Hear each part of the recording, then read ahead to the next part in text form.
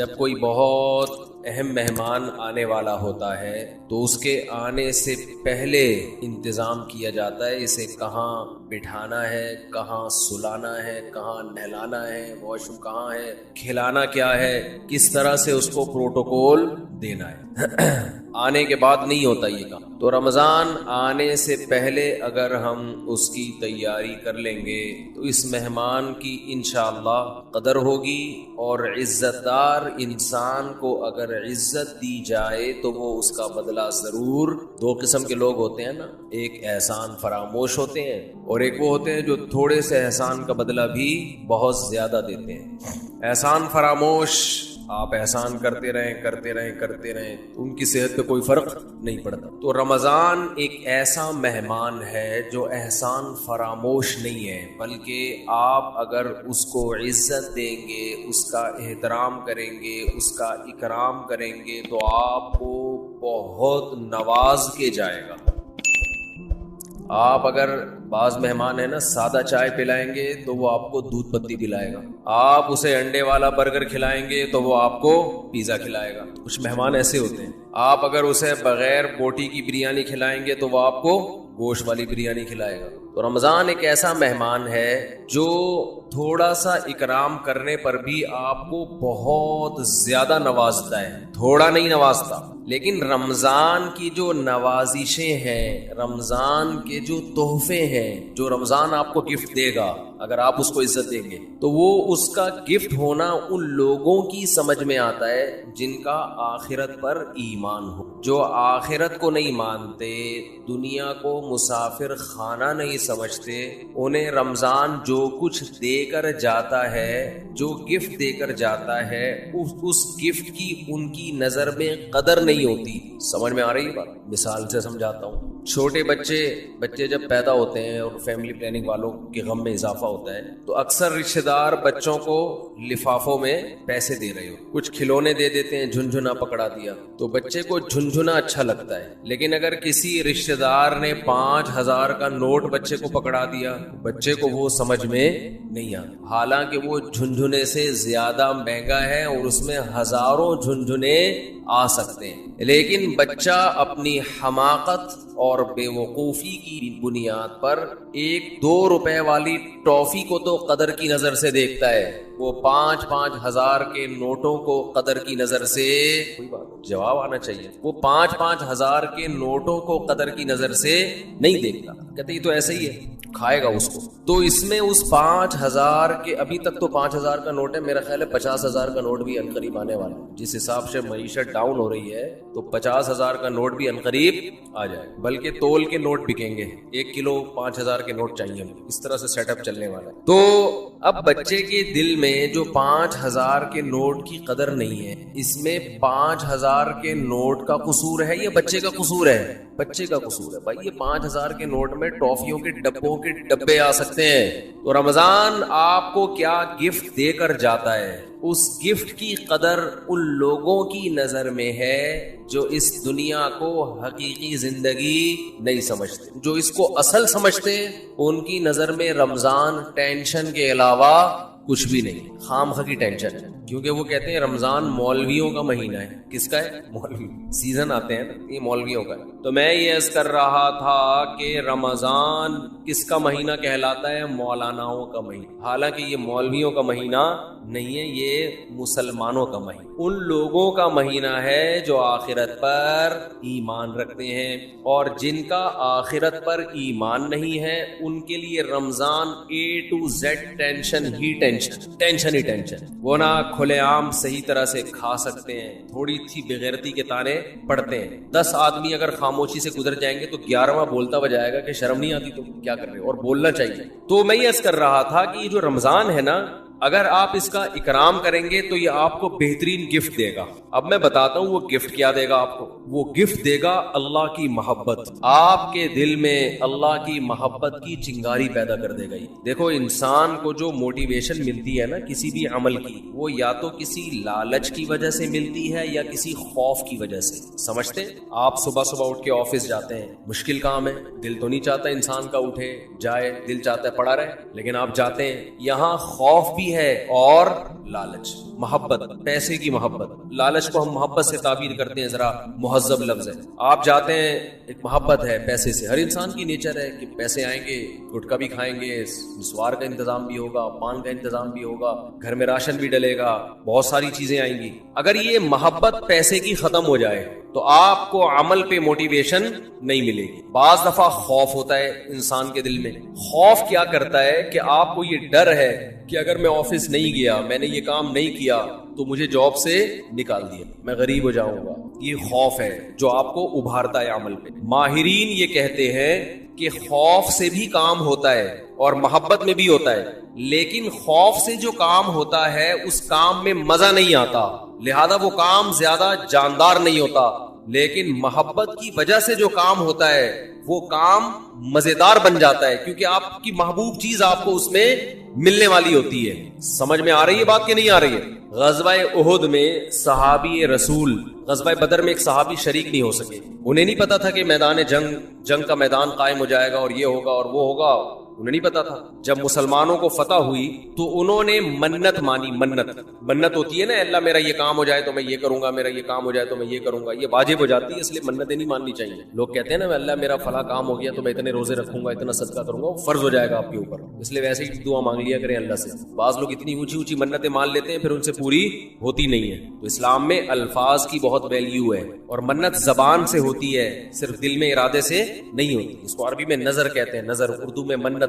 تو ان صحابی کو غزوہ بدر میں شرکت کا موقع نہیں ملا تو انہوں نے منت مانی, نظر مانی کہ اے اللہ اگر دوبارہ کوئی میدان جہاد گرم ہوا تو میں ایسی بہادری سے لڑوں گا, لا یرین اللہ ما اصنع, اللہ دیکھے گا کہ میں کیا کرتا ہوں. بظاہر یہ تکبر والے الفاظ ہیں. بظاہر یہ الفاظ کیا ہیں؟ تکبر والے, کہ اللہ دیکھے گا کہ میں کیا کر کے دکھاتا ہوں. لیکن بعض جملے الفاظ کے اعتبار سے تکبر والے ہوتے ہیں, مگر حقیقت میں ایک ناز کی کیفیت ہوتی, ناز, کہ اللہ میں وہ کچھ کروں گا کہ تو بھی دیکھے, خوش ہو جائے گا, تو ایسا کر کے دکھاؤں گا بہادری. جب غزوہ احد میں مسلمانوں کے قدم اکھڑے ہیں, ان صحابی کو اللہ سے کیا ہوا وعدہ یاد آیا کہ میں نے اللہ سے معاہدہ کیا تھا کہ اللہ میں ایسے بہادری کے جوہر دکھاؤں گا کہ تو دیکھے گا کہ میں کیا کر رہا ہوں. تو یہ کیا کر رہے تھے؟ کھجور کھا رہے تھے نا, تو کھجور کا تھیلا انہوں نے پھینکا اور انہوں نے کہا کہ جنت اتنی قریب ہے میرے, اور کھجور کھانے کا وقت بہت طویل ہے, اتنا ٹائم لگے گا اس میں, بہت دیر ہو جائے گی. اور گئے میدان جنگ میں, بہادری سے لڑے, اتنی بہادری سے لڑے اور شہید ہوئے کہ انگلیوں کے پوروں سے, فنگر پرنٹ سے ان کی بہن نے ان کو پہچانے کہ میرے بھائی کی لاش ہے. قرآن مجید کی آیتیں نازل ہوئیں, من المؤمنین رجال صدقوا ما عاہدوا اللہ علیہ فمنہم من قضى نحبہ ومنہم ینتظر. مومنین میں بعض ایسے بھی ہوتے ہیں کہ اللہ سے جب کوئی معاہدہ کر لیتے ہیں تو اس معاہدے کو پورا کر کے چھوڑتے ہیں. وہ انہی کے بارے میں نازل. تو جب ان کو یقین تھا کہ جنت میرے سامنے ہے تو انہیں وہ کھجور تناول کرنا بھی مشکل لگا. یہ خوف کی وجہ سے نہیں لڑ رہے کہ اگر میں نہیں لڑا تو جہنم میں جاؤں گا, بلکہ کس کی لالچ میں لڑ رہے ہیں؟ جنت کی اور اللہ کی محبت میں لڑ رہے ہیں. تو انسان جب خوف کی بیس پہ کام کرتا ہے اس میں جان نہیں ہوتی, اور جب کسی محبت اور لالچ میں کام ہوتا ہے تو اس کام میں اس کی کوالٹی بہت شاندار ہوتی ہے. تو اللہ نے ہمیں رمضان کا جو مہینہ دیا, وہ مہینہ اگر آپ اس مہینے کا اکرام کریں گے تو وہ مہینہ آپ کے اندر اللہ کی محبت پیدا کر دے گا. اور جب انسان کے دل میں محبت پیدا ہوتی ہے تو محبوب کے حکم کو فالو کرنا مشکل نہیں اور آسان بھی نہیں, بلکہ مزیدار بن جاتا ہے. 3 درجات ہوتے ہیں نا, حکم کی اتباع کرنا مشکل, اور اس سے اوپر کیا ہے؟ مشکل ختم ہو گئی, نہ مزیدار ہے نہ مشکل ہے. لیکن اس سے اوپر کا درجہ کیا ہے کہ حکم پر عمل کرنا کیا بن گیا؟ مزیدار بن جائے گا. یہ کیفیت انسان کی ہو جاتی ہے. تو اگر آپ رمضان کا حقیقی معنوں میں اکرام کریں گے تو رمضان آپ کو اللہ کی محبت کا گفٹ دے کے جائے گا. وہ کیسے؟ زبان آج بہت خشک ہو رہی ہے, پانی نہیں ہے, یا موسم میں شاید خشکی ہے, کچھ ایسا سیٹ اپ, موسم میں خشکی ہے میرا خیال. تو رمضان جو ہے آپ کو اللہ کی محبت کا, جزاک اللہ, اتنا یخ ٹھنڈا پانی, بس کافی گرم نہیں ہے, سادہ, پہلے ہی گلا ہمارا بیٹھا رہتا ہے, اوپر سے اور بیٹھا. تو اللہ کی محبت کا گفٹ دے کے کیسے؟ انسان کی یہ نیچر ہے, یہ فطرت ہے کہ وہ جس کے لیے قربانی دیتا ہے نا, جس کے لیے, تبلیغ والے کہتے ہیں نا جس چیز پہ جان مال اور وقت خرچ ہوتا ہے انسان کے دل میں اس کی ویلیو پیدا ہو جاتی ہے. ایک غریب آدمی جو رکشہ چلاتا ہو, سارا دن پسینہ بہاتا ہو, اس کو جو دہاڑی یا جو اجرت ملتی ہے اس اجرت کو وہ بڑی احتیاط سے خرچ کرتا ہے. اور ایک آدمی وہ ہے جس کے ابا کا انتقال ہوا اور 6 رکشے اس کو وراثت میں مل گئے. ایسا بھی ہوتا ہے نا, وہ ان رکشوں کی ایسی کی تیسی, باپ کا مال سمجھ کے لوگ کہتے ہیں نا اڑا رہا ہے, خود تو محنت کی نہیں, اب ابا سے وراثت میں ملا ہے, اڑا دیتا ہے انسان. تو ہمیں جو ایمان کی نعمت ملی ہے یہ وراثت میں ملی ہے, اس میں ہمارا خون پسینہ, بولو نا کیا ہو گیا, نہیں بہا. ابا چونکہ مسلمان تھے, اماں مسلمان تھی, اس وجہ سے ہم بھی کیا ہو گئے, تو ایک پسینہ نہیں بہا ہمارا, خون کا ایک قطرہ نہیں بہا, فری پھوکڑ میں ہمیں کیا مل گیا.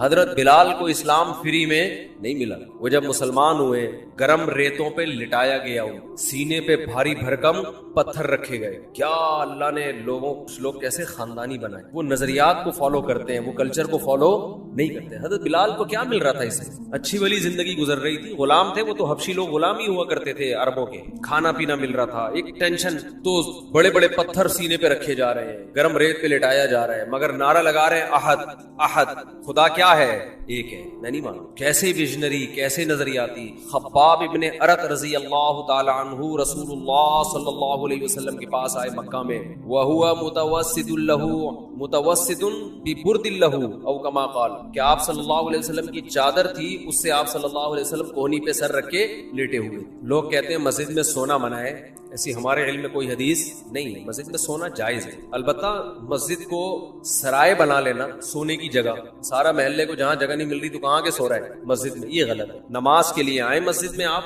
اور اگر کوئی آیا نماز کے لیے سستانے کے لیے ذرا لیٹ بھی جائے تو اللہ کی طرف سے کوئی پابندی نہیں, آئے نماز کے لیے. ہاں یہ نہ ہو کہ سرائے بنا لیا جائے, مسجد کو ہوٹل بنا لیا جائے کہ جس کو جگہ نہیں مل رہی, گھر میں بیوی سے پٹا ہوا ہے, سارے محلے والے یہاں آ جائیں. لیکن بذات خود جائز ہے مسجد میں سونا, اور اگر اکا دکا کبھی کوئی مسجد میں آ بھی جائے صرف سونے کے لیے تو بھی کوئی ناجائز نہیں ہے. ناجائز اس وقت ہوگا جب اس کو عام معمول لوگ بنا لیں. حضرت علی رضی اللہ تعالی عنہ کی کچھ ناراضی ہوئی حضرت فاطمہ سے, میاں بیوی میں ہوتی ہے, تو آپ صلی اللہ علیہ وسلم جب گھر گئے حضرت فاطمہ سے ملے, پتہ چلا بھئی کچھ ناراضی ہوئی ہے, اور حضرت علی مسجد چلے گئے. تو وہاں حضرت علی مٹی میں لیٹے ہوئے تھے, آرام کر رہے تھے. اسی پہ آپ صلی اللہ علیہ وسلم نے فرمایا یا ابا تراب, اے مٹی والے. تو اسی کے بعد حضرت علی اپنی کنیت کیا کہتے تھے, ابو تراب. اس سے پتہ چلتا ہے کہ اگر کوئی مسجد میں آ کے لیٹ جائے تو اللہ کی طرف سے کوئی پابندی نہیں ہے. لیکن یہ ضرور ہے کہ لوگ اس کو سنو کہ سارے محلے والے لیٹے ہوئے, یہ لیٹنے کی جگہ ہی بنا لی, کبھی کبھار ہو جاتا ہے انسان سے. مسجد والے بعض دفعہ بہت سختی کرتے ہیں. اب سفر میں جب ہم چلتے ہیں نمازیں پڑھتے ہیں سفر کے دوران, بعض دفعہ انسان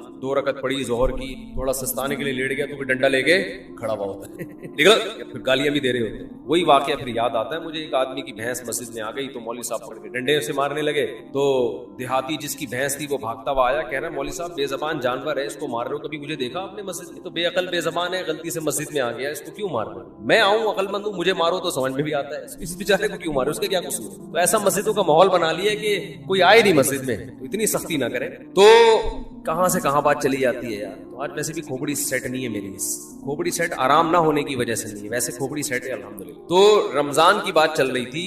ہاں میں یہ عرض کر رہا تھا کہ فری میں جو انسان کو چیز ملتی, ہمیں ایمان ملا ہے فری میں. ابا مسلمان اماں مسلمان تو ہم بھی مسلمان, سارے اڑوس پڑوس مسلمان ہیں, قدر نہیں ہے. صحابہ کو ایمان ملا محنت کرنے کے بعد. آج بھی بہت سے غیر مسلمان ہوتے ہیں, میں حیران ہوتا ہوں, بعض ہندو بچیوں کے فون آتے ہیں, گھر کے اندر رہتے ہوئے مسلمان ہو گئی. ایک ہندو لڑکی کا 2-3 سال پرانی بات ہے, فون آیا, میرا خیال ہے 16-17 سال, یہ بچپنے ہی کی, مینٹلی تو انسان بچہ ہی ہوتا ہے.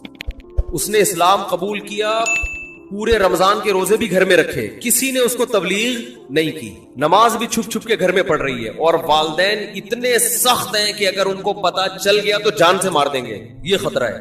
میں نے اس سے پوچھا, 2-3 سال پرانی بات ہے, میں نے پوچھا آپ کو کس نے تبلیغ کی؟ اس نے کہا میری یہ سمجھ میں نہیں آتا کہ ہمارے والدین پتھر کی بنی ہوئی مورتیوں کو کیوں پوجتے ہیں, ان میں کیا رکھا ہوا ہے؟ صبح مٹھائی رکھ کے جائیں گے, شام کو بھی وہ مٹھائی ویسی کی ویسے. جو بھگوان مٹھائی نہ کھا سکے وہ ہماری حاجت روائی مشکل کشائی کہاں سے کرے گا؟ اتنے بڑے بڑے عقل مندوں کو یہ بات سمجھ میں نہیں آ رہی, ایک 15-16 سال کی بچی کو یہ بات سمجھ میں آ گئی. اس کی کھوپڑی میں آ گئی یہ بات. کہہ رہی پھر میں نے ویڈیوز دیکھی یوٹیوب پہ علماء کی, اور وہ پھر اللہ نے اس کو ہدایت دی, تو وہ وہیں اس نے کلمہ پڑھا, وہیں مسلمان ہوئی, کسی کو نہیں بتایا کیونکہ مار دیں گے اس کو. چھپ کے نمازیں پڑھ رہی, ایسے بہت ہیں, ایک نہیں ہے. تو یہ وہ لوگ ہیں جن کی اسلام پر کچھ خرچ ہوا ہے, محنت ہوئی ہے. ہمیں اسلام ملا ہے فری میں, قربانی نہیں ہے. تو اللہ رمضان کے ذریعے, حج کے ذریعے, قربانی کے ذریعے, مختلف عبادتوں کے ذریعے ہم سے قربانی دلواتے ہیں کہ کچھ کرنا پڑے گا. سورہ عنکبوت میں اللہ نے کیا فرمایا کہ تم یہ سمجھتے ہو کہ تم جنت میں داخل ہو جاؤ گے, وَهُمْ لَا يُفْتَنُونَ, تمہیں آزمایا نہیں جائے گا. ایسا نہیں ہو سکتا, اللہ آزمائے گا. تو آزمانے کے طریقے نماز بھی ہیں, آزمانے کے طریقوں میں زکوٰۃ, صدقات و خیرات بھی ہے. آزمانوں کے طریقے میں ایک طریقہ کیا ہے؟ رمضان بھی ہے. تو یہ وہ مہینہ ہے جس کا آپ اگر اکرام کریں گے تو یہ آپ کے دل میں جانے سے پہلے اللہ کی محبت کی چنگاری بھڑکا کر چلا جائے. اور جب اللہ کی محبت کی چنگاری بھڑکے گی دل کے اندر, تو آپ کے لیے عمل کرنا مشکل نہیں, آسان نہیں, بلکہ مزیدار ہو جائے گا. کہ محبوب کی خاطر قربانی دینے میں انسان کو مزہ آتا ہے, بشرطے کہ اس کو پتا ہو کہ میرا محبوب مجھے دیکھ رہا ہے. اس کو یہ پتا ہو. کیسی مسلمانوں کی ترتیب دائیں بائیں ہو جاتی ہے, سب پوری دنیا میں ایک ہلچل مچ جاتی ہے. تو رمضان کا اکرام کیسے کرنا ہے, اس میں 2-4 چیزیں میں آپ کو بتا کے بس بیان کو آج میں ختم کرتا ہوں. سب سے پہلا تو ہے فرض روزے. یہ تو رمضان تو رکن ہے نا, رمضان کے روزے.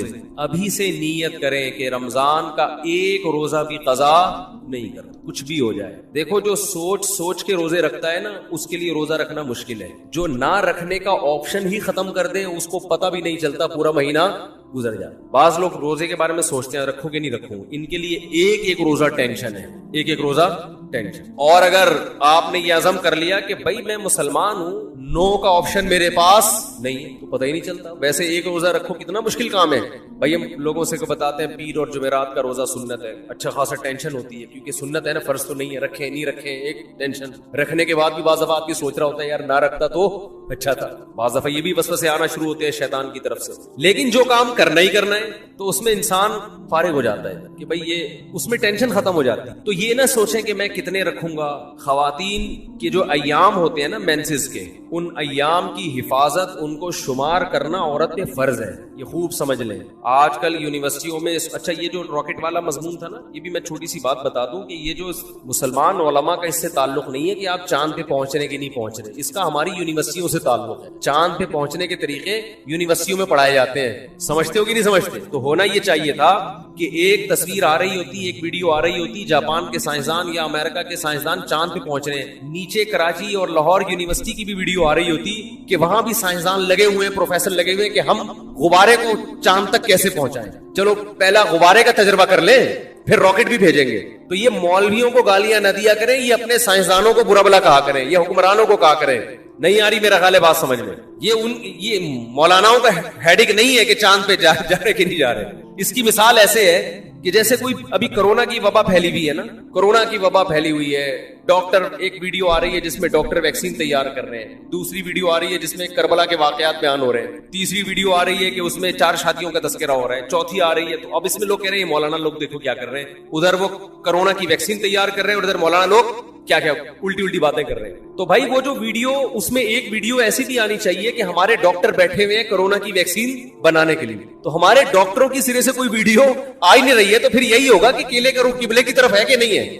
پھر تو یہی ہوگا نا کچھ. بھائی فیس بک والے کو کچھ تو چلانا ہے نا ویورز بڑھانے کے لیے, تو اس کو ہمارے سائنسدان مل ہی نہیں رہے, کوئی دھماکے کرتے ہوئے, کوئی راکٹ بھیجتے ہوئے, تو پھر وہ 4 شادیوں کی ویڈیو چلائے گا اور کیا کرے گا وہ. تو یہ مولاناؤں کی ٹینشن نہیں ہے بھائی, یہ ہماری یونیورسٹیوں کا جو نظام تعلیم اور ہمارے حکمرانوں کی کرپشن, انہوں نے ملک کو کھنڈرات میں دھکیل دیا ہے. میں تو کہتا ہوں جو فیس بک پہ ویڈیوز ڈالتے ہیں نا, یہ نہ ڈالا کریں کہ کیلے کا رخ قبلے کی طرف ہے کہ نہیں ہے, کیونکہ لوگ کہتے ہیں یہ دیکھو کہ کس چیز میں لگے ہوئے. اصل ویڈیو یہ آنی چاہیے کہ ایک طرف آپ یہ دکھائیں کہ سائنٹسٹ خلائی سیارے بھیج رہے ہیں آسمان, وہاں سے چھلانگے مار رہے ہیں, دوسری طرف کراچی کے گٹر کے ڈھکنوں کی تصویریں آنی چاہیے, ڈھکن یہاں کیا ہوئے ہوئے ہیں, کھلے ہوئے, تیسری طرف گدے گھوڑے کی لیدوں کی تصویریں آنی چاہیے, کچرے کے ڈھیر آنے چاہیے, چرسی آنے چاہیے پائپ کے اندر بیٹھے ہوئے. پھر اصل لبرل لوگوں کا اصل چہرہ آئے گا, کیونکہ یہ حکم, یہ جو ملک ہے لبرل لوگوں کے ہاتھ میں, یہ مولاناؤں کے ہاتھ میں نہیں ہے. پھر آئے گا ایک طرف دیکھو سائنسدان راکٹ بھیج رہے ہیں وہاں پہ، اور ادھر کراچی میں گٹر کے ڈھکن لگانے کے لیے بھی حکومت تیار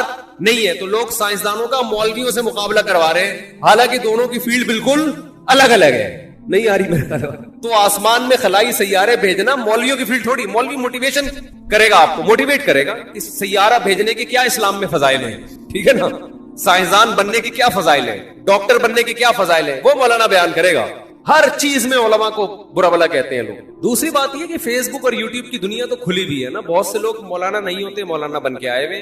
تو آپ ہر ایک پر یہ ٹھپا لگا رہے ہیں مفتی ہیں. مفتی عبد القوی کو بھی لوگوں نے کیا بنا دیا. اتنے فون آئے میرے پاس، مفتی صاحب دیکھیں مفتی عبد القوی کیا کر رہے ہیں، یہ ہوتے ہیں مفتی. میں نے کہا بھائی اس پہ کون کہاں مفتی لگانے پر گورنمنٹ کی طرف سے کوئی پابندی نہیں ہے. کس نے بولا یہ مفتی ہے؟ کسی کو بھی اٹھا کے مفتی آصف زرداری صاحب کر دو آپ، پھر کہو دیکھو یہ مفتی لوگ کیا کیا کر رہے ہیں. مفتی کا ڈگری کوئی ہمارے ملک میں کوئی سسٹم نہیں ہے. پتھر اٹھاؤ مفتی نکلے گا نیچے سے. اور صرف یہ مفتیوں کے ساتھ نہیں ہو رہا، ڈاکٹروں میں بھی ایسے ہی ہے. جعلی سرٹیفکیٹ کے ڈاکٹر بھرے ہوئے ہیں. اور حکیم تو ہول سے، جس کا دنیا میں کوئی کام نہیں ہے وہ حکیم بنا ہوا ہے. اور اس سے بھی زیادہ ہول سیل کے حساب سے روحانی عامل ہیں، روحانی جن چڑیل بھوت بھگانے والے. وہ تو اتنے ہر ایک کو روحانی علاج آتا ہے. ایک صاحب مجھے دبئی میں ملے کہ میرا روحانی علاج کرتے ہیں. میں نے کہا میرا ایک یوٹیوب پہ وہ ہے کلپ ہے اس بارے میں، بڑے خوش ہوئے. کہتے ہیں اس کلپ کا نام کیا ہے؟ کلپ کا. میں نے کہا اس کا نام ہے روحانی علاج والوں کا علاج. روحانی علاج والوں کا علاج. تو خیر میں جلدی سے بات کو سمیٹ کے ختم کرتا ہوں. وقت پورا ہو گیا کہ بھائی دیکھو اللہ کے لیے جب قربانی دو گے نا تو قربانی کے صلے میں اللہ کی محبت پیدا ہوگی. پہل آپ کو کرنی پڑے گی.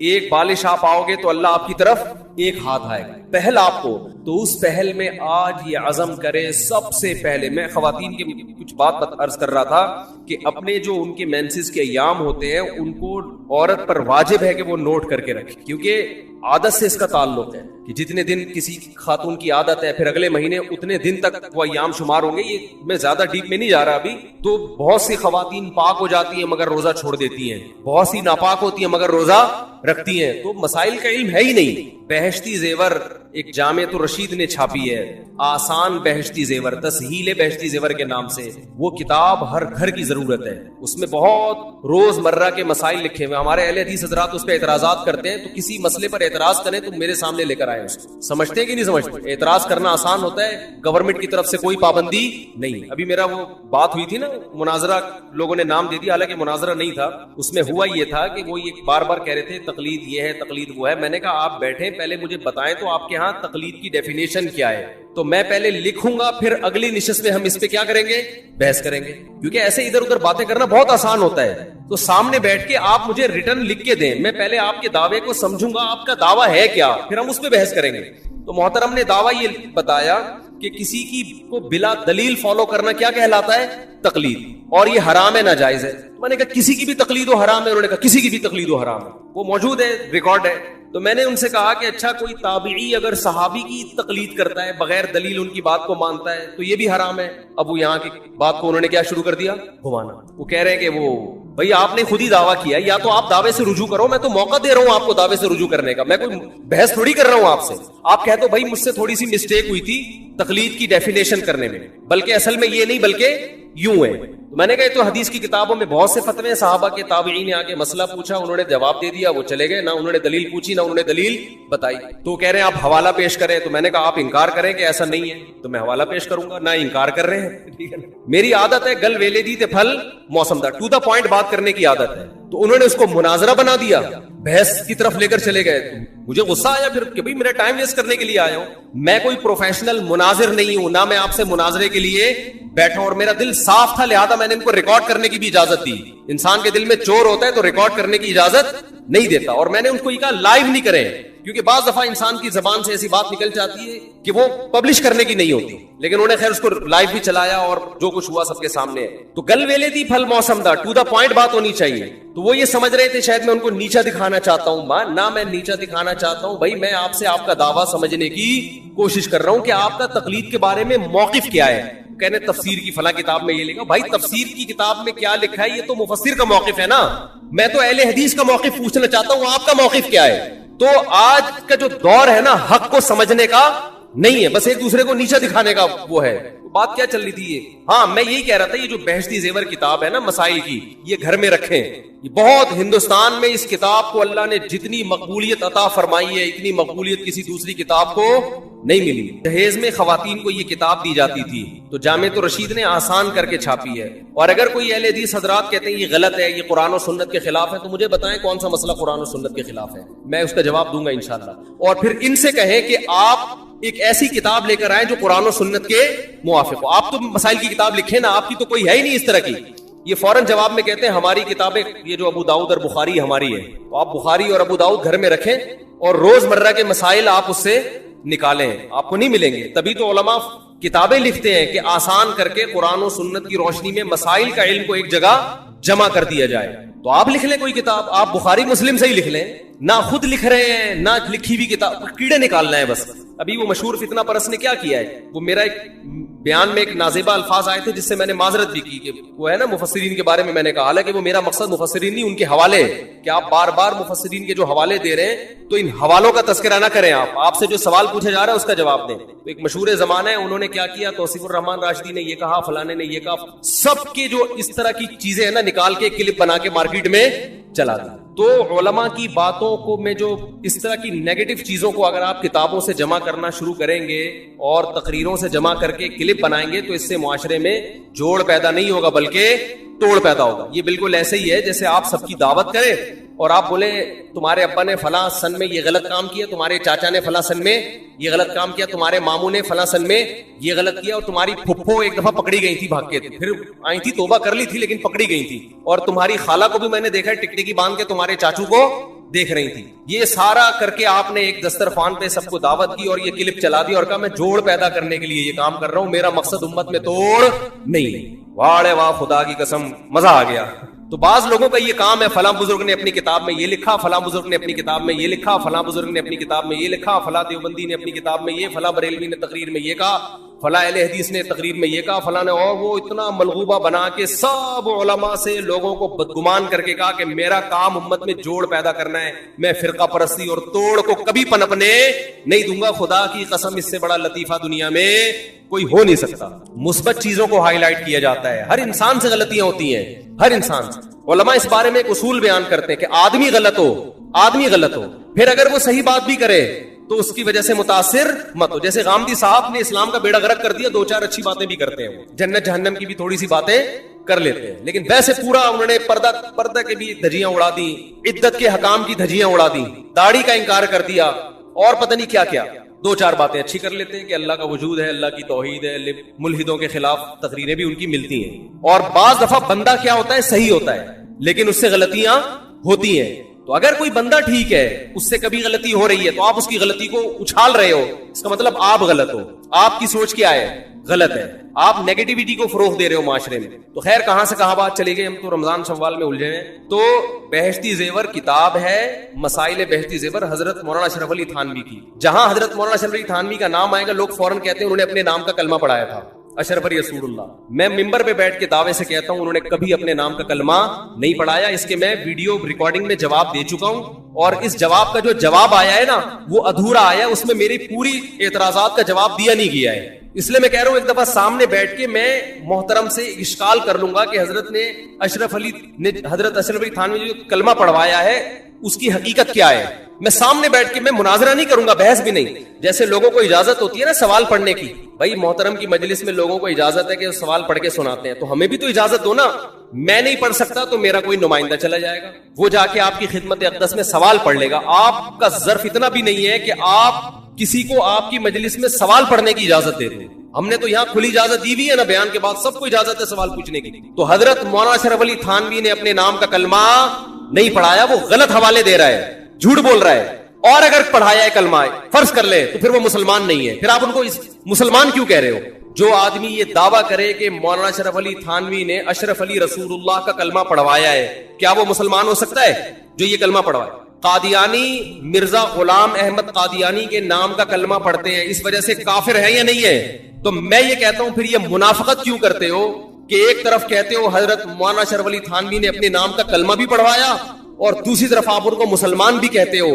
یہ پھر منافقت ہے. جو اپنے نام کا کلمہ پڑھوائے وہ بزرگ تو دور کی بات وہ مسلمان نہیں ہو سکتا. تو آپ ایک دعویٰ کرو پڑھوایا کہ نہیں پڑھوایا, اور اگر آپ کہتے ہو کہ پڑھوایا ہے مگر وہ پھر بھی مسلمان ہے تو پھر کیوں مسلمان ہے, اس کی تعویل کیا کرتے ہو آپ, تو وہ تعویل آپ کر کے بتاؤ آپ. تو بہشتی زیور بہت شاندار کتاب ہے. باقی دیکھو دنیا میں کوئی کتاب ایسی نہیں ہے اللہ کی کتاب کے علاوہ کہ A to Z بالکل ٹھیک ہو, اس میں غلطی کا امکان نہ ہو. یہ ہم بہشتی زیور کے بارے میں بھی دعویٰ نہیں کرتے. بہشتی زیور میں 15 شعبان کے روزے کو مستحب لکھا ہے, لیکن ہم اس روزے کا مستحب نہیں مانتے کیونکہ اس میں حدیث صحیح نہیں ہے. تو یہ تو چھوٹی موٹی مسٹیک تو دنیا میں ہر شخص سے ہو سکتی ہے. ہمارے شیخ حضرت مفتی رشید احمد صاحب کی فتاوی کی کتاب ہے احسن الفتاوی, بہت شاندار فتوے اس میں, بہت بہترین مدلل, لیکن اس کے ہر جز سے کوئی بھی متفق نہیں ہے. وہ تو دنیا میں کوئی کتاب ایسی نہیں ہے. تو اس کا یہ حل تھوڑی ہے کہ کتابوں کو اٹھا کے آپ پھینک دیں. اس کا حل یہ ہے کہ علماء اس پہ حاشیے چڑھاتے ہیں, اس پہ اپنی تقریضات لکھتے ہیں, تو پھر اشکالات اور تعلیقات ہوتی ہیں اس کے اوپر. تو یہ بہت شاندار کتاب ہے, آپ اس کو گھر میں رکھیں. اس سے آپ کو رمضان کے مسائل پتہ چلیں گے, خواتین کے خاص طور پر حیض و نفاس کے مسائل,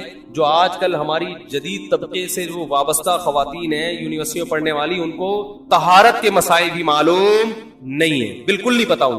تو رمضان کا پہلا خاندانی کام آپ نے کیا کرنا ہے, بھائی جلدی سے بات کو ختم کر رہا ہوں میں, ایک روزہ بھی نہیں, یہ آپشن ہی ختم, چاہے سحری میں آنکھ کھلے یا نہیں. اس سے روزے آسان ہو جائیں گے ورنہ ٹینشن. دوسرا کام خاندانی کیا کرنا ہے, تراویح کی نماز. کیا کام کرنا ہے بھائی, اور تراویح 20 رکعتیں ہیں, 8 رکعتیں. بولو. حضرت عمر سے 2 روایتیں, ایک 8 والی اور ایک 20 والی, کہ حضرت عمر نے کتنی دیکھو نبی صلی اللہ علیہ وسلم نے تراویح کی کتنی رکعتیں پڑھی ہیں, کوئی بے غبار حدیث میں ہمیں اس کا تذکرہ نہیں ملتا. بس اتنا ہے کہ 3 دن پڑھی ہے, بس کتنی پڑھی ہے ہمیں نہیں پتا. یہ ہمیں حضرت عمر کے عمل سے پتا چلتا ہے, کیونکہ حضرت عمر بدعتی بولو نہیں ہو سکتے, کیونکہ انہوں نے جب جماعت سے 20 رکعتیں پڑھائی ہیں حضرت عمر نے, تو اس کا مطلب نبی نے ان 3 دن میں کتنی پڑھی تھی. اور ایک ضعیف روایت میں اس کا تذکرہ بھی ہے کہ نبی نے 20 رکعتیں پڑھی ہیں. تو ضعیف روایت کی تائید جب خلفائے راشدین کے عمل سے ہو گئی تو وہ ضعیف بھی عملاً کیا بن گئی, صحیح بن گئی ہے. تو حضرت عمر سے 2 ہیں, 8 بھی اور 20 بھی. 8 والی پر امت نے کسی امت نے عمل ہی نہیں کیا, کیونکہ وہ بالاتفاق مضطرب ہونے کی وجہ سے ضعیف ہے, سند کی وجہ سے نہیں بلکہ مضطرب. کیونکہ جو راوی حضرت عمر سے 8 بیان کر رہا ہے وہی کتنی بھی بیان کر رہا ہے, 20 بیان کر رہا ہے. اور جب ہم صحابہ کے دور میں دیکھتے ہیں تو ہمیں سب جگہ 20 نظر آ رہی ہیں, 8 کہیں بھی نظر نہیں آ رہی. تو یہ کیسے ممکن ہے کہ حضرت عمر نے 8 شروع کی ہو اور کوفہ, بصرہ, دمشق, شام, مصر سب جگہ 20 ہو رہی ہو. اس سے پتہ چلتا ہے کہ حضرت عمر سے جو 20 والی روایت ہے وہ صحیح ہے, 8 والی صحیح نہیں ہے. اور اس کی سب سے بڑی دلیل یہ ہے کہ موطا امام مالک میں ہے 8 رکعتوں والی, جو امام مالک نے نقل کی ہے, لیکن امام مالک خود 8 کا فتویٰ نہیں, وہ خود 20 سے زیادہ کے قائل ہیں, وہ تو 20 کے بھی نہیں 36 کے قائل ہیں. تو یہ کیسے ممکن ہے کہ کتاب کا مؤلف 8 والی ذکر کر رہا ہو مگر خود اس روایت کو وہ اس پر عمل نہ کر رہا ہو. ان باتوں کا کسی اہل حدیث عالم کے پاس جواب نہیں ہے. ترمذی میں ایک روایت پیش کی جاتی ہے امام احمد بن حنبل سے, یہ روایت ہے کہ اس میں کوئی مخصوص عدد ثابت نہیں ہے, جتنی چاہے پڑھ لو. لیکن امام احمد کی جو اپنی اصل کتابیں فقہ کی, اس میں امام احمد کے شاگرد جو امام احمد سے ذکر کرتے ہیں وہ ذکر کرتے ہیں امام احمد بن حنبل کے نزدیک بھی 20 رکعتیں مختار ہیں. سمجھ نہیں آ رہی میرا خیال ہے. تبھی فقہ حنبلی میں تراویح کی رکعتیں کتنی ہیں, 20. اور امام ابو حنیفہ کے نزدیک بھی. لوگ پتہ ہے مجھ سے کیا کہتے ہیں, لوگ جو ہے نا کہتے ہیں کہ یار آپ ان حدیثوں کا انکار کر رہے ہو جس میں 8 آتا ہے. 8 والی جو بخاری کی حدیث ہے نا اس کا تراویح سے کوئی تعلق نہیں ہے. بخاری میں آتا ہے نبی رمضان اور غیر رمضان میں 8 پڑھتے تھے, اس کا تراویح سے کوئی تعلق, وہ تو غیر رمضان میں بھی تھی. اتنی سینس نہیں ہے یار, آپ ہمیں قرآن و حدیث سکھا رہے ہو اور ہمیں اپنا مقلد بنا رہے ہو. اتنے بڑے بڑے مجتہدین کی تقلید چھوڑ کے میں لوگوں سے ایک بات کہتا ہوں, لوگوں سے کہتا ہوں ایک قرآن و حدیث وہ ہے جو ابو حنیفہ, شافعی, مالک اور احمد بن حنبل نے سمجھا, اور ایک قرآن حدیث وہ ہے جو 15ویں صدی کے مولوی سمجھ رہے ہیں. کس کی فہم زیادہ صحیح ہوگی بولو بھائی. ایک قرآن وہ ہے جو انجینئر بیان کر رہا ہے حدیث, ایک حدیث کی تفصیل وہ ہے جو امام مالک بیان کر رہے ہیں, ابو حنیفہ بیان کر رہے ہیں جن کی 80 ہجری میں پیدائش ہوئی ہے, تابعین میں سے ہیں, جو امام شافعی بیان کر رہے ہیں. تم امام شافعی کو چھوڑ رہے ہو, تم امام ابو حنیفہ کو چھوڑ رہے ہو, تم امام مالک کو چھوڑ رہے ہو, تم احمد بن حنبل جیسے محدث اور فقیہ جو امام بخاری کے استاذوں میں ہیں ان کو چھوڑ کر فالو کس کو کر رہے ہو, انجینئر کو. اور تم کہہ رہے ہو ہم صرف قرآن و حدیث کو مانتے ہیں, ہم کسی اور چیز کو نہیں مانتے, تم قرآن و حدیث کو نہیں مانتے میرے بھائی, تم مقلد ہو, اندھے مقلد ہو. تم قرآن و حدیث کی اس تشریح کو مانتے ہو جو انجینئر کر رہا ہے, اس تشریح کو نہیں مانتے جو احمد بن حنبل کر رہے ہیں, جو ابو حنیفہ کر رہے ہیں, جو امام مالک کر رہے ہیں, جو امام شافعی کر رہے ہیں. یہ بڑے بڑے تابعین, تبع تابعین, مجتہدین جن کو پوری امت نے فالو کیا ہے. تو 8 رکعت کی جو موطا امام مالک کی حدیث ہے, اس 8 رکعت پہ امام مالک نے فتویٰ نہیں دیا. کیوں؟ اس لیے کہ وہ حدیث مضطرب ہے, اس میں راوی ایک بیان پہ ٹکتا نہیں ہے, کہیں 20 بیان کرتا ہے, کہیں 8. جب راوی کے بیان میں تضاد ہو تو حدیث مضطرب ہونے کی وجہ سے رد ہو جاتی ہے. اور میں آخری بات کر کے بیان کو ختم کرتا ہوں, یہ جو تراویح کا لفظ ہے یہ 8 رکعتوں پہ فٹ ہی نہیں بیٹھتا ہے. اس کا بھی میں جواب سوال کر رہا ہوں لیکن کوئی جواب نہیں دے رہا. دیکھو اپنی مرضی کے سوال بنا کے جواب دے دیا کرو تو لوگ واہ واہ کریں گے. آپ میرے ساتھ یہ ہو رہا ہے, میں جو بیانات میں اعتراض کرتا ہوں نا اس کا جواب نہیں مجھے ملتا, خود سے اعتراض بنا کے کیا کر دیا جاتا ہے جواب. جیسے میں نے بتایا تھا کہ حرم میں 4 مصلے تھے, حنفی, مالکی, شافعی, حنبلی, 4 مصلے تھے نا کئی سو سال تک, جو کہ نہیں ہونے چاہیے, ایک ہی ہونا چاہیے تھا مصلہ. تو لوگوں نے اعتراض کیا 4 مصلے تھے حرم میں, یہ دیکھو کتنا غلط, یہ حنفی مالکی ایسے ہوتے ہیں. تو میرا سوال یہ تھا کہ 5واں کیوں نہیں تھا اس کا مطلب 5واں فرقہ وجود میں آیا ہی نہیں تھا, وہ اب پیدا ہوا ہے. وہ ٹھیک ہے 4 غلط تھے لیکن اس غلط کو بھی صحیح ان 4 میں سے ایک نہیں کیا ہے. سمجھ رہے ہیں کہ نہیں بھئی ایک امام ہونا چاہیے, 4 الگ الگ جماعتیں نہیں ہونی چاہیے. لیکن اس کا مطلب 700 سال تک امت یہ سمجھتی رہی کہ اہل سنت والجماعت کے 4 نمائندے ہیں, 4 مکتب فکر, 5واں کوئی تھا ہی نہیں, لہذا اس کا کوئی مصلہ تھا ہی نہیں. تو سوال یہ تھا, لیکن جب سوال یہ پوچھا جائے تو ایسے جواب ملتا ہے کہ وہ سوال ہی پی جاتے ہیں. سوال یہ جواب یہ دیا کہ غلط ہو رہا تھا, یہ بدعت ہے, اور یہ بدعت ہے, یہ ناجائز ہے. تو ہم کب کہہ رہے ہیں کہ صحیح تھا بھائی وہ, لیکن یہ پوری دنیا میں نہیں ہو رہا تھا, یہ صرف حرم میں ہو رہا تھا. اور اس کو ختم بھی حنبلیوں نے کیا ہے کہ نہیں جی امام ایک ہونا چاہیے, سارے چاہے حنفی ہو شافعی ہو اس امام کے پیچھے نماز پڑھیں گے. سمجھ میں آ رہی ہے بات کہ نہیں آ رہی؟ تو سوال یہ تھا کہ 700 سال یا 400 سال تک امت کی نمائندگی ان 4 مکاتب فکر نے کی ہے حرم میں, 5ویں نے کوئی اپلیکیشن بھی نہیں دی. اس کا مطلب 5واں تھا ہی نہیں. اور جو آپ یہ مختلف الفاظ بیان کرتے ہو کہ امام احمد بن حنبل اہل حدیث تھے, فلاں میں اہل حدیث تھے, تو امام احمد بن حنبل اگر اس طرح کے اہل حدیث تھے تو پھر امام احمد بن حنبل کے فالوورز کو اہل حدیث کیوں نہیں کہا جاتا ہے, حنبلی کیوں کہا جاتا ہے؟ نہیں آ رہی بات میرا. یہ ایسے ہی ہے جیسے جماعت المسلمین والے کہتے ہیں کہ ہم نبی کے دور سے ہیں, اور پھر بخاری میں دکھاتے ہیں جماعت المسلمین کے الفاظ. او بھائی یہ والی جماعت المسلمین نہیں تھی, یہ تو باقاعدہ آپ نے رجسٹر کروائی ہے 1975 میں. وہ جماعت المسلمین صحابہ کو جماعت المسلمین کہا گیا ہے.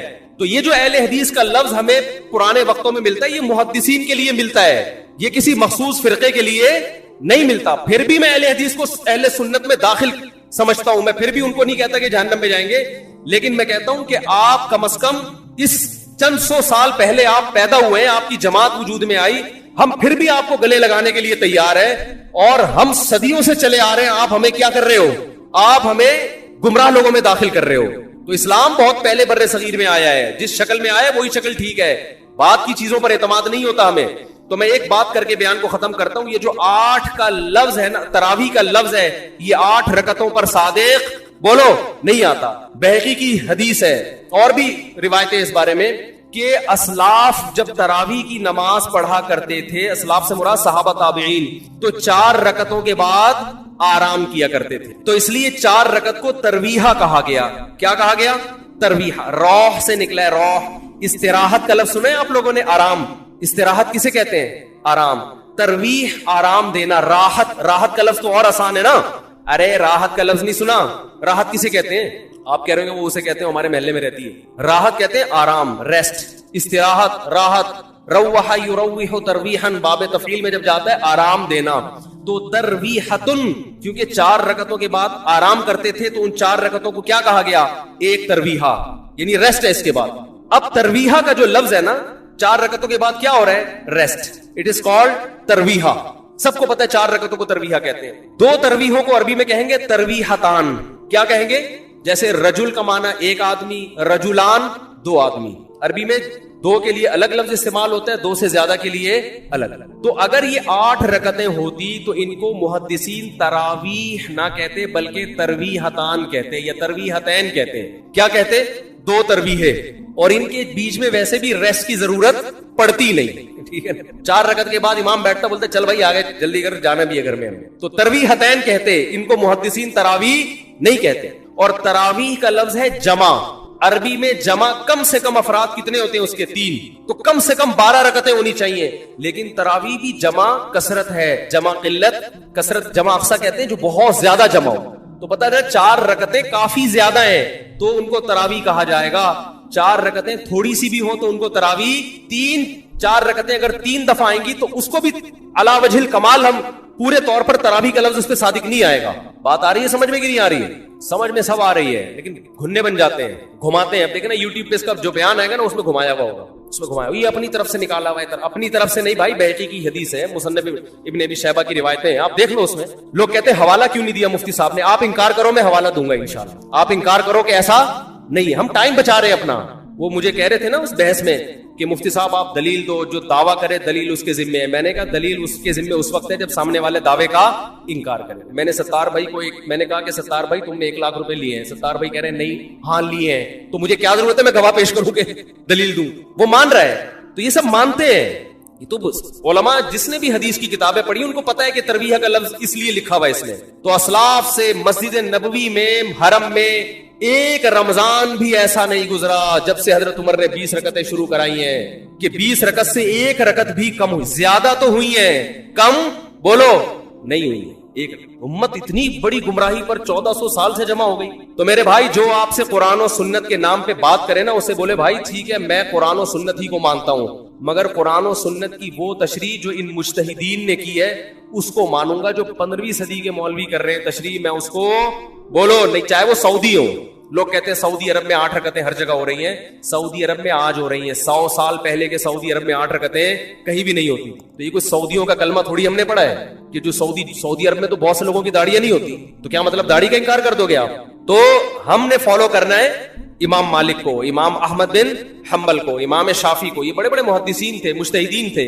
خلفائے راشدین کو, خلفائے راشدین کے دور میں کوئی ایک روایت دکھا دو 8 رکعتوں والی, کوئی ایک روایت. ہاں جو حضرت عمر سے موطا میں منقول ہے اس کا جواب میں نے دے دیا. اس کے علاوہ کہیں دکھا دو کہ بصرہ میں, کوفہ میں, دمشق میں, صحابہ تابعین کے دور میں رمضان میں 8 رکعتوں سے جماعت سے نماز کسی نے پڑھی.